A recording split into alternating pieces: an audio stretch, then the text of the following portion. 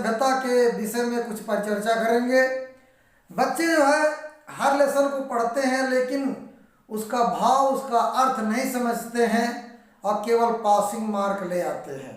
अगर आपको इंटर में अच्छे नंबर लाना है तो 11th में जो है आपका बेस मजबूत होना चाहिए, हर चीज़ आपको समझना चाहिए और अच्छे से आप तैयारी करें। तो यहाँ पर एक बड़ा ही अजीब क्वेश्चन है कि आचरण और चरित्र में क्या अंतर है। आचरण और चरित्र में क्या अंतर है? तो बच्चों आचरण वाली जहाँ बात आई है तो हम यहाँ उत्तर में ये लिखेंगे कि नैतिक, धार्मिक और सामाजिक नियमों के संदर्भ में आदमी जैसा व्यवहार करता है, आदमी जैसे व्यवहार करता है वो उसका आचरण कहलाता है। यानी उसकी नैतिकता क्या है, धर्म में उसका क्या स्थान है, समाज में उसका क्या व्यवहार है, यही उसका आचरण होता है, आचरण कहते हैं। आचरण बिना और अनुभव बिना, अगर आपके पास आचरण नहीं है और अनुभव नहीं है, केवल सुनने या श्रवण करने से आत्मज्ञान माधुरी का पता कैसे चले। जैसे मान लिया आप किसी चीज के विषय में सुन रहे हो लेकिन आपके पास आचरण नहीं, अनुभव नहीं, तो आप उसका कैसे जो है आप नॉलेज करोगे, है ना।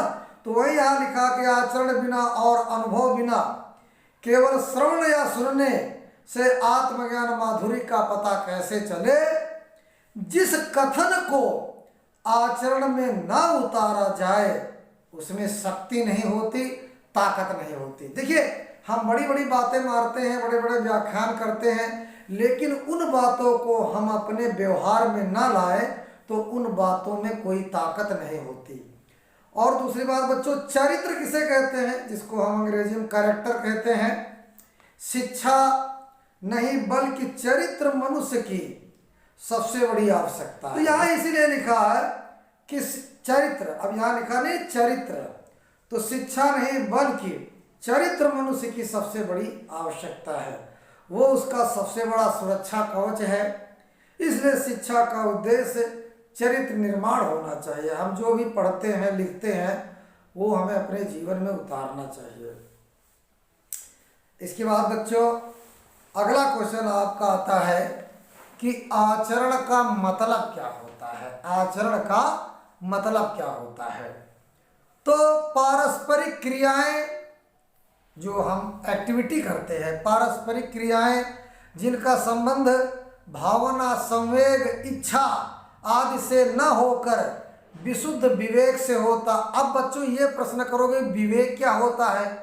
विवेक का मतलब होता है अच्छे और बुरे की पहचान करने की ताकत। यानी हम चाहे जितना पढ़े लिखे हों लेकिन हमारे लिए अच्छा क्या है, हमारे लिए खराब क्या है, इसका अगर भेदभाव हमारे अंदर नहीं आता है तो हम कहेंगे हमारे अंदर विवेक की कमी है। तो वही यहाँ लिखा गया कि पारस्परिक क्रियाएं जिनका संबंध भावना से ना हो, संवेग से ना हो, इच्छा से ना हो, केवल विशुद्ध विवेक से होता है। वो क्रियाओं का संबंध विवेक से हो, है ना। और ये क्रियाएं प्रत्यक्ष या परोक्ष, यानी सामने हो या पीठ पाछे हो, प्रत्यक्ष या परोक्ष, यानी तत्काल यानी उसी समय हो या तदोपरांत या उसके बाद हो, है ना।